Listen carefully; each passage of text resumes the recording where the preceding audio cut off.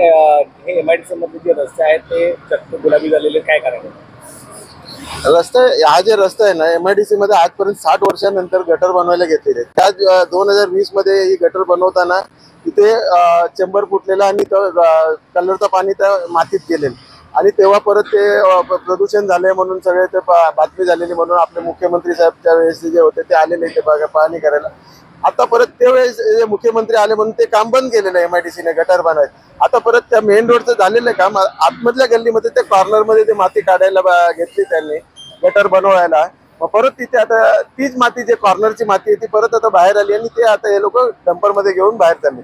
याच्यात जे ते माती आहे ती कलरवादी जे पहिले झालेली आहे 2020 मध्ये जे कलर पाणी आलेलं तेच पाणी अजून त्या कॉर्नरवर जमिनीमध्ये जे गेलेलं ते आता ती माती बाहेर काढली म्हणून ते परत बाहेर आले आहे.